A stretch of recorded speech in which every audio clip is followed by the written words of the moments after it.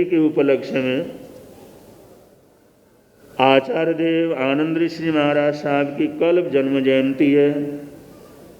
उस उपलक्ष्य में आज सवेरे से सारे कार्यक्रम संपन्न हो रहे हैं। उस आचार्य भगवंतों के चरणों में जिन्होंने अनंत अनंत उपकार किया संघ के ऊपर, सदबार उनको वंदन करते हैं, आदर करते हैं, सत्कार करते हैं, सम्मान करते हैं। और ये सारा भाव, ये सारे कार्य, ये सारे परोपकार के काम उन्हीं के चरणों में समर्पित करते हैं। उस महापुरुष ने सारी जिंदगी एक अलग जगाई और सैकड़ों नहीं हजारों जगह पर उन्होंने धार्मिक पाठशाला को प्रारंभ किया। हजारों जगह पर, चाहे छोटे छोटे गांव में जाते थे, बड़े शहरों में जाते थे, किसी भी थानक में जाते थे, कहीं भी विचरण करते थे तो उनका ये रहता, भाई तुम धार्मिक पाठशाला क्या करो, प्रारंभ करो। धार्मिक पाठशाला होगी तो बच्चे आएंगे, कुछ न कुछ सीखेंगे, कुछ न कुछ जैनत्व का पता लगेगा, वो जैन चर्या का पता लगेगा। और बचपन में पाठशाला में अगर कोई बच्चा पढ़ लेता है तो जिंदगी भर वो पढ़ा हुआ उसके जीवन के अंदर संस्कार के रूप में क्या करता रहता है। इसलिए उनका बड़ा जोर रहता था, चाहे कुछ भी घर हो, थोड़े से क्यों न हो, कहीं भी थानक हो, तो वहाँ पर धार्मिक पाठशाला क्या करनी चाहिए, चलनी चाहिए। और आज भी सभी हमारे संप्रदाय के साधु साधवियाँ प्रयत्न करते हैं कि थानकों के अंदर धार्मिक क्लास वगैरह चलें, बहुओं के क्लास चलें, भाइयों के क्लास चलें, युवकों के क्लास चलें, जिससे धार्मिक संस्कार हमारे जीवन के अंदर आए और जैनत्व हमारे जीवन के अंदर प्रकट क्या करने लगे, होने लगे। रविवार का विषय रखा गया था जैनियों की पहचान और कुव्यसनों का करो बलिदान। जैनियों की जो पहचान है वो कुव्यसनों का बलिदान करे, कुव्यसनों को कुर्बान करे, कुव्यसनों की बलि चढ़ा दे और कुव्यसनों को अपने जीवन से निकाल करके फेंक दे। ऐसा प्रयत्न करने वाला, ऐसा संकल्प करने वाला, ऐसा आचरण करने वाला जो भाई होता है, बहन होती है, बच्चे होते हैं, युवक होते हैं, उनको सच्चाई के अंदर जैन कहा जाता है। हम भगवान महावीर स्वामी को मानते हैं, 24 तीर्थंकरों को मानते हैं, उन्हें जिनेंद्र भगवान बोला जाता है, जिन्होंने तमाम संसार को जीत लिया, तमाम बुराइयों को जीत लिया, संपूर्ण दुनिया को, संपूर्ण दुनिया की बुराइयों को जिन्होंने जीत लिया वो हैं जिनेंद्र भगवान। और जैन जो उनको मानने वाले हैं उनके लिए कहते हैं अपने जीवन की बुराइयों को जीतने का प्रयत्न करने वाले। जो अपने जीवन की कोई भी बुराई है उसको जीतने का जो प्रयत्न करते हैं उसको जैन कह करके क्या किया जाता है, पुकारा जाता है। कम से कम इस चीज़ को बार बार बोलना चाहिए, बार बार चतारना चाहिए, बार बार बच्चों को कहना चाहिए, भाई तुम जैन हो तो अपने जीवन की बुराइयों को जीतने का क्या करो, प्रयत्न करो। अगर ये छोटी सी बात भी किसी के दिमाग में बैठ जाए, अगर कोई संत महात्मा के चरणों में जाने के बाद ये जीवन के अंदर बैठ जाए तो कभी कभी जीवन का पूरी तरह से परिवर्तन क्या कर जाता है, हो जाता है। और महापुरुषों ने आचार्य भगवंतों से जिस समय पूछा गया जैनी किसको कहा जाता है, तो कहते हैं जो 7 कुव्यसनों का त्याग करे और एक नमकार मंत्र की माला करे वो जैन शब्द नाम के साथ लगाने का अधिकारी क्या करता है, होता है। और 7 कुव्यसन तो ऐसे हैं जो इस आत्मा को नरक निगोद तक पहुंचाने वाले हैं, उनका तो त्याग पचखान बचपन में ही क्या करना चाहिए, होना चाहिए। पहले जो है परिवार वाले सभी बच्चों को, घर परिवार वालों को लेकर के संतों के पास जाते थे और गुरु धारणा दिलवाते थे। और गुरु धारणा का मतलब ही ये होता था 7 कुव्यसनों का त्याग करना और एक नमकार मंत्र की माला, और इससे जैनत्व की सुरक्षा होती थी। आज ये बात, ये धारणा तो कम दिलवाते हैं, सिर्फ यही दिलवाया जाता है तू हमारा चेला है और हम तेरे क्या हैं, गुरु हैं, और हमारे नाम की एक माला तू क्या कर लेना। अब इससे जीवन का क्या कल्याण होना।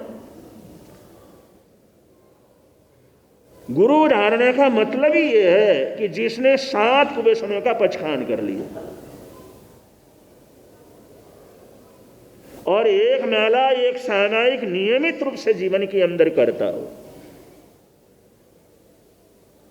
आज हम बहुत से लोगों से पूछते हैं तुम्हारी गुरु धारणा है किसी के, माने है गुरु धारणा तो है, उन्हें क्या 7 कुव्यसनों का पचखान हो तो कुछ पता नहीं हमारे को, तो हम खोखले हो गए। परंपरा को बहुत ऊपर ऊपर से हमने क्या किया, पकड़ लिया, जो उसका मकसद था उसको क्या कर दिया, छोड़ दिया। अगर किसी की शादी होती थी तो गुरुओं के चरणों में ले जाते, बस अब इनकी शादी हो गई और 7 कुव्यसनों का पचखान इनका क्या कर दो, करा दो, और अगला भी, और बड़े हृदय से हम आपको गुरु स्वीकार करते हैं और आपकी साक्षी से, प्रभु परमात्मा की साक्षी से जीवन भर के लिए 7 कुव्यसनों का क्या कर लेते हैं, त्याग कर लेते हैं। क्योंकि जीवन के हर पहलू को वो 7 कुव्यसनों के अंदर छुआ गया है। अगर 7 कुव्यसनों का पचखान होता है तो इंसान ऐसा सुरक्षित हो जाता है जैसे किले के अंदर सुरक्षित क्या कर रहा हुआ हो। इसलिए गुरु धारणा का महत्व है। गुरु धारणा का मूल्य ही है कि हमने 7 कुव्यसनों का पचखान किया। अगर बंधु हमने 7 कुव्यसनों का पचखान नहीं किया तो हमारी गुरु धारणा का कोई मूल्य क्या करता, होता नहीं।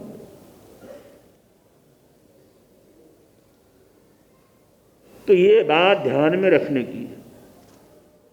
अगर किसी को भी गुरु धारणा करवाओ और गुरु भगवंतों के पास ले जाओ, अपने जहां जहां पर मानते हैं, जहां जहां पर हमारी परंपरा है, जिन जिन के साथ हम प्रतिबोधित हैं, वहां वहां पर ले जाओ।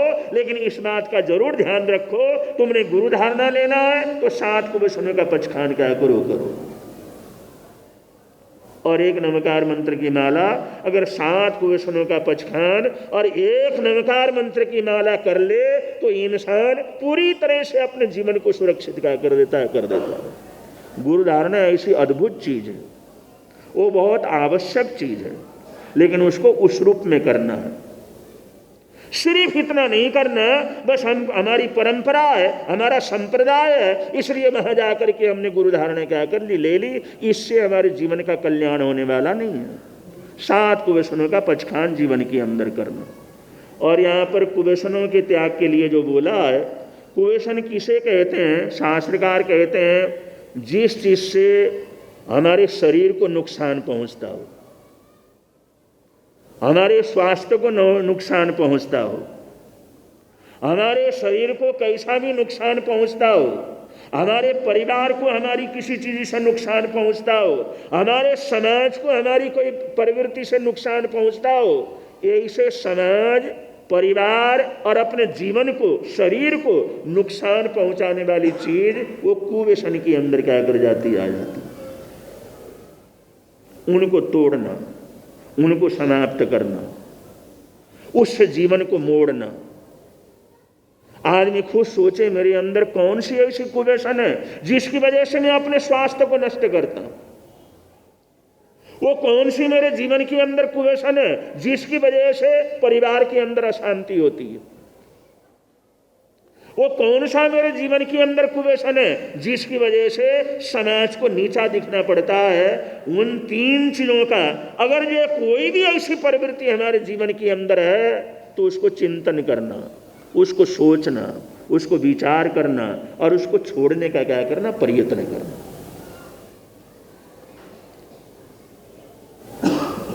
पहला जब चतुर्मास हुआ था, हजारों बच्चों ने 7 कुव्यसनों का पचखान भी लिया।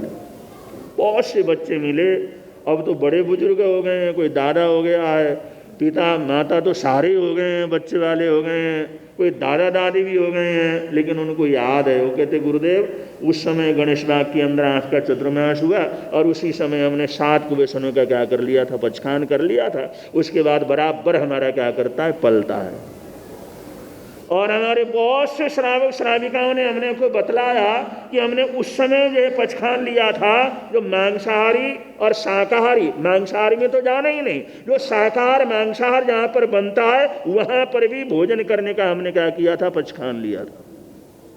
ऐसे होटलों में हम जाएंगे नहीं, ऐसे होटलों के अंदर कार्यक्रम करेंगे नहीं, और ऐसे होटलों के अंदर खाएंगे नहीं जहाँ पर मांसाहार और जो शाकाहार दोनों क्या करते हो, रहते हो। हम आज तक उसको क्या करते हैं, पालते हैं। और जो जिन लोगों ने पाला है उनको हमारा लाख लाख क्या धन्यवाद है। इतने वर्षों के बाद भी उन भाई बहनों ने, बहुत से भाई बहनों ने, सैकड़ों भाई बहनों ने उस चीज़ को जमा करके बना करके क्या किया, रखा। और तब हजारों लोगों ने किया था, हजारों की संख्या में उस समय मोर मरकत के अंदर जाकर के भोजन करने का पचखान किया था। जिस घर के अंदर मृत्यु हुई हो वहाँ जाकर के हम भोजन पानी क्या करेंगे, नहीं करेंगे। ये भी सारे कुव्यसन होते हैं, क्योंकि इनकी वजह से समाज को बड़ी तकलीफ क्या करती होती है, समाज को बड़ी परेशानी होती है। एक तब तो घर के बुजुर्ग चले जाते हैं, घर का आदमी चला जाता है, दूसरी तरफ हजारों लोग, सैकड़ों लोग वहां पर दाल बाटी खाने के लिए क्या करते हैं, पहुंचते हैं। कितना बुरा लगता है, कितनी बुरी चीज है, और कितनी बुरी हमारी प्रवृत्ति है। क्या कमी है हमारे पास? अगर मोर मरकत की जो कोई भोजन हो, कोई ले जा करके दे तो भिखारी भी कहता है हम एक कार्य करेंगे, नहीं खाएंगे। ये मरकत का भोजन है, ये मरे हुए आदमी के नाम पर बनाया हुआ भोजन है। ऐसे मौत मरकत की भोजन को तो भिखारी भी क्या करता है, मना कर देता, हमने नहीं लेना। बहुत लोगों ने पचखान किया, तो पचखान किया तो उनके जीवन में अच्छी सुख शांति है। और ऐसी बुराइयां कोई भी हैं तो उनको पहचान करके उसको दूर करने का प्रयत्न क्या करना चाहिए, करना चाहिए। ये कुव्यसनों का पचखान का क्या है, प्रवृत्ति है। और जैनियों की पहचान ये है, जैनियों की पहचान कुव्यसनों का बलिदान। हम कुव्यसनों को दूर करते हैं, कुव्यसनों को छोड़ते हैं, तो ये हमारी सबसे बड़ी पहचान क्या करती होती है। और ये कभी कभी हमारे मुनि जी ने अभी बतलाया, आदमी पकड़ लेता है बुराइयों को और कहता है ये बुराई मेरे से छूटती नहीं। पकड़ते हम खुद हैं और हम कहते हैं वो क्या करता, हमारे से क्या करता, छोड़ता नहीं। बहुत मुश्किल हो जाता। और बंधु ये बचपन में अगर करा दो, बचपन में सिखा दो, बचपन में थोड़े उनके दिमाग के अंदर डलवा दो तो ठीक है, वरना बड़े होने के बाद, एक बार व्यसन लगने के बाद उसको छूटना भी बड़ा मुश्किल का काम क्या करता है, होता है। एक लड़के को कुव्यसन लग गए, अकेला लड़का, माता पिता बड़े परेशान हो गए, दुखी हो गए। उन्होंने लाख प्रयत्न किया, वो कहता बचपन में क्यों नहीं रोका तुमने, हमारे को क्यों नहीं ठोका तुमने, हमारे को ऐसा क्यों करने दिया। अब मेरी आदत बन गई तो मैं तो उसको क्या कर सकता, छोड़ ही नहीं सकता। इसलिए वो लोग माँ बाप को ही दोष देते हैं कि हमारी बुराइयों के कारण हमारे माँ बाप हैं, उन्होंने हमारे को क्यों नहीं रोका, उस समय हमारे को जो क्यों नहीं गाली दी, क्यों नहीं हमारे को चांटा मारा, क्यों हमारे को उस बुराई की तरफ आने दिया। अगर उसी समय रोक देते तो आज हम इस बुराई के अंदर क्या करते, चपेट में नहीं होते। क्योंकि बुरा आदमी भी अपना दोष तो कम ही मानते हैं, वो माँ बाप को, भाई बहन को ही दोषी क्या कर लेते हैं। और संत महात्मा के चरणों में जाते हैं तो कभी कभी सुधार भी क्या कर जाता है, हो जाता है। और कभी कभी तो संत महात्माओं के पास जाने के बावजूद भी अगर वो व्यसन बन जाते हैं, कुव्यसन बन जाते हैं, वो आदतें बन जाती हैं, तो वहाँ जाने पर भी कुव्यसन क्या करते, छोड़ते नहीं हैं। एक सेठ अपने बच्चे से बड़ा परेशान हुआ और प्रसिद्ध संत थे, उनके पास लेकर के गया, रोया, गुरुदेव सब कुछ हमारे घर में है और इसको इतने लते हैं, इतनी बुराइयां हैं, इतने व्यसन है, किसी तरह इनके व्यसन क्या कर दो, आप छुड़वा दो। उन्होंने कहा चलो भाई बातचीत कर लेते हैं। अब संत जैसे जैसे बतलाते गए, बेटा ये शराब पीना, ये गुटखा वगैरह खाना, ये जो पान सुपारी वगैरह चमाते हो, ये जो ये ऐसी चीज़ें लेते हो और इनसे तुम्हारे शरीर को ही नुकसान होगा, घर परिवार को नुकसान होगा, बच्चों को नुकसान होगा। वो कहते हैं हाँ जी, हाथ हिलाता रहता है और उसने कुछ बोला नहीं। और जैसा जैसा महात्मा जी बताते रहे, जैसा जैसा बताते रहे, बैठे बैठे क्या करता रहा, हाँ करता रहा, हाँ करता रहा। संत सोचने लगे अच्छा बच्चा, कम से कम मना तो नहीं कर रहा, जो मैं समझा रहा हूं कम से कम हाँ हूं तो कर रहा है। दूसरे दिन भी समझाया, तीसरे दिन भी समझाया, उन्हें कहा चलो पक्का करके पचखान दे देते हैं। 7 दिन तक उसको समझाया और समझाने के बाद हाँ करता रहा। आप जो कहते हैं बिल्कुल ठीक है, आप कहते हैं बिल्कुल ठीक है, बिल्कुल ठीक आप कह रहे हैं। उन्हें 7 दिन हो गए, बेटा अब 7 दिन तक और तूने सुन लिया ना सब कुछ, तो तुम पचखान क्या कर ले। उन्हें कहा गुरुदेव करा दो, पचखान करा दो। वो झट कहता हाथ जोड़ करके पचखान करा दो। वो महात्मा भी सोचने लगे, 7 दिन तक समझाया, झट कहता पचखान करा दो, चलो पचखान करवा देते हैं। पचखान उसने करवा दिया और पचखान करवाने के बाद वो पिताजी कहते हैं बेटा तूने किस चीज का पचखान किया। वो पिताजी भी सामने बैठे हुए थे। उन्हें पूछा बेटा तूने किस चीज का पचखान किया। मैंने ये पचखान किया, आज के बाद इन गुरुओं के पास कभी मैंने क्या करना आना ही नहीं। महात्मा सोचने लगे 7 दिन तक समझाया, लेकिन कुत्ते की पूंछ वो टेढ़ी की टेढ़ी, वो सीधा तो हुआ ही नहीं। बंधुओं एक बार ये बुराइयां लग जाती हैं, ये व्यसन लग जाते हैं, ये चस्का लग जाता है, एक बार इंसान बुराई की तरफ पड़ जाता है तो उसको छोड़ना बड़ा मुश्किल का काम क्या करता है होता है। कोई भागशाली पुण्यशाली होते हैं जो संतों के पास आकर के भी सुधरते हैं, वरना वहां आकर के भी क्या करते, सुधरते नहीं हैं। इसलिए ये परंपरा है कि बचपन के अंदर ही उन बच्चों को गुरु धारण क्या कर दिया जाए, दिलवा दिया जाए।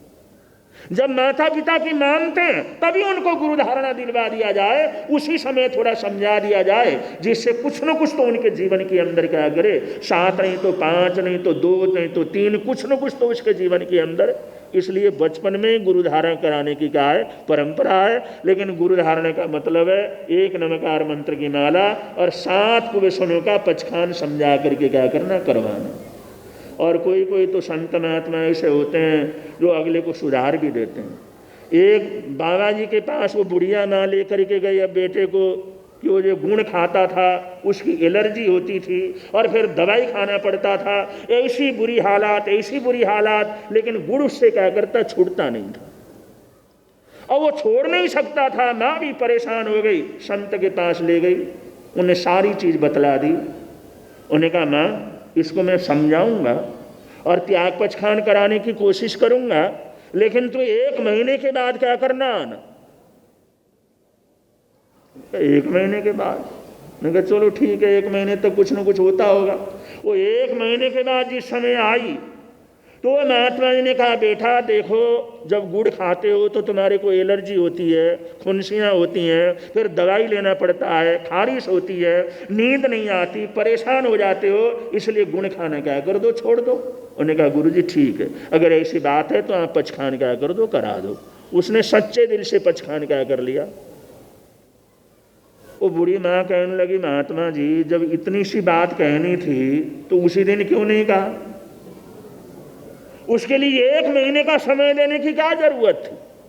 मैंने सोचा कोई और दवाई वगैरह देते होंगे, कोई मंत्र तंत्र देते होंगे, कोई ऐसा चमत्कार करते होंगे, कोई भस्म वगैरह देते होंगे, और 1 महीने के बाद में आई और इतना दूर से चल करके आई, अब इतना ही समझाना था तो फिर इतना कुछ महीने दिन तक जो हमारे को रोक के रखने की क्या जरूरत थी।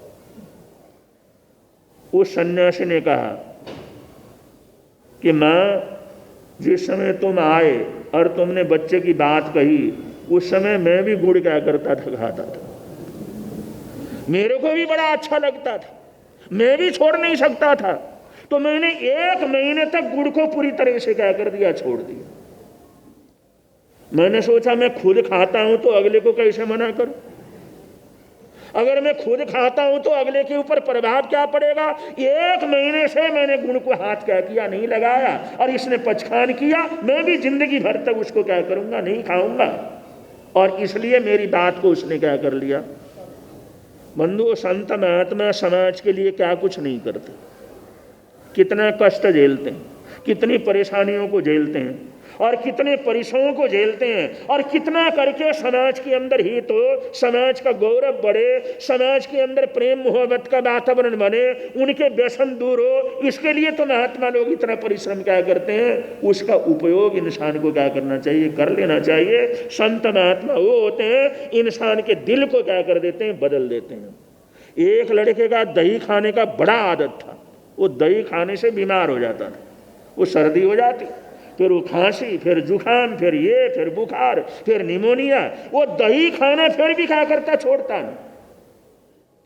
और वो परिवार वालों ने, परिवार के बड़ों ने, सबने खूब समझाया, लेकिन उसका कोई फर्क क्या हुआ।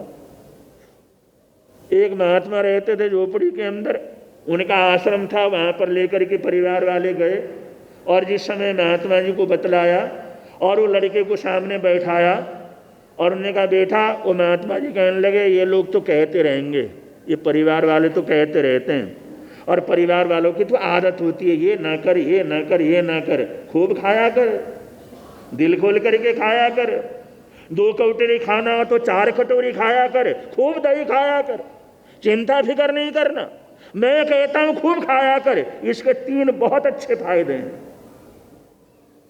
वो लड़का भी सोचने लगा ये महात्मा जी, ये गुरु जी बिल्कुल अलग है।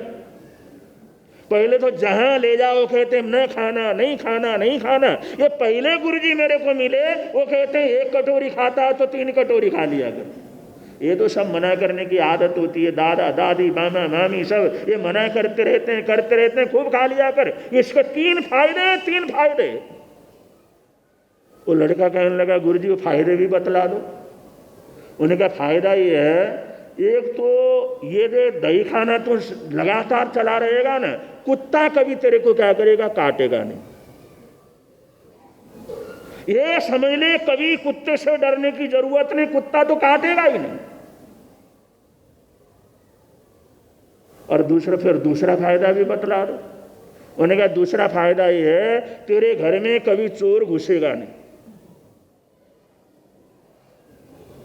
कभी चोर से डरने की जरूरत नहीं, चोर से कभी घबराने की जरूरत नहीं। दुनिया भर के चोर हो, लेकिन कोई घर, तुम्हारे घर के अंदर चोर क्या करेगा। लड़का कहने लगा भाई कमाल की चीज है, मैं तो सोच रहा था बीमारी है, इसके तो फायदे बड़े हैं। उन्होंने कहा गुरुजी तीसरा फायदा क्या है। तीसरा फायदा क्या है, दुनिया के लोग बुढ़ापे से कितने परेशान रहते हैं, वो बुढ़ापे का कोई दुख दर्द जीवन के अंदर क्या करेगा, नहीं आएगा। वो परिवार वाले भी सोचने लगे, हम तो बुराई समझ रहे थे, गुरुजी ये फायदे कैसे होते हैं, ये फायदे कैसे गिना दिया आपने, ये फायदे होते कैसे, ये भी तो बतला दो। और इसके दही खाने से और कुत्ते से क्या मतलब है, इसके दही खाने से और चोर से क्या मतलब है, और उसके दही खाने से और बुढ़ा से भी क्या मतलब है, ये फायदे कैसे होते हैं ये तो बतला दो। उन्होंने कहा देखो भाई दही खाता रहेगा, वो लड़का भी सामने बैठा हुआ था, निमोनिया हो जाएगा और ये इसका शरीर कमजोर हो जाएगा और लट्ठी लेकर के चलेगा। अब जब लट्ठी लेकर के चलेगा तो कुत्ता नजदीक कहाँ आएगा, इसकी हड्डियां चौड़ी हो जाएंगी। लट्ठी लेकर के चलेगा तो कुत्ता तो आएगा ही नहीं पास में, इसलिए कुत्ते का कोई डर है। और वो बीमारी हो जाएगी, खांसियां होंगी और वो खूं करता रहेगा, निमोनिया होगी, रात भर खांसता रहेगा। चोर आएगा, अंदर घुसते घुसते भाग करके क्या करेगा, ये तो सब जागते हैं। अब इतना सारी रात खांसता रहेगा तो उस घर के अंदर चोर ने कहां से घुसना, इसलिए चोर घुसेगा नहीं, बड़ा फायदा होगा। और रही बुढ़ापे का दुख दर्द, जो नौजवान होते होते मर जाएगा तो बुढ़ापा आने का कोई मतलब ही नहीं उसका दुख दर्द होने का। वो लड़के ने कान पकड़ लिए, गुरुजी तुम मेरे को छोड़ा दो, आज के बाद मैं दही क्या करूंगा, नहीं खाऊंगा। उन्हें कहा खा ले खूब, उन्हें कहा नहीं मैंने क्या करना। अब ये कभी कभी महात्मा लोग, संत लोग किसी न किसी तरह से अगले के दिमाग को क्या कर देते हैं, इसलिए सत्संग की ज़रूरत होती है, इसलिए उनको सुनने की ज़रूरत होती है, इसलिए आने जाने की ज़रूरत होती है, इसलिए सत्संगत का महत्व रहता है। इंसान कहीं से ना छोड़ सके वो संतों के पास आकर के क्या कर लेता है, छोड़ लेता है। इसलिए कम से कम कुछ न कुछ सत्संगत का भाव जीवन के अंदर रखना चाहिए। आप सभी लोग आए, समय निकाला, गुरुदेव के चरणों में पहुँचे, आए हुए सभी भाई बहनों को बहुत बहुत मंगल कामनाएं। बड़े प्रेम से, बड़ी सद्भावना से आप लोग बोलेंगे, होता है होता वाणी से होता है।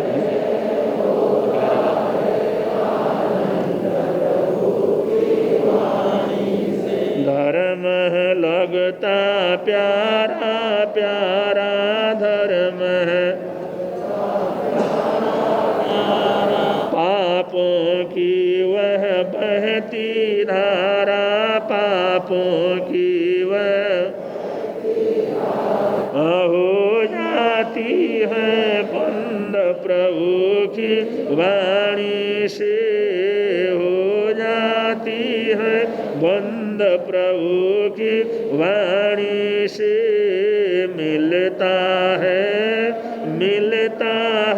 आनंद प्रभु की वाणी से, मिलता है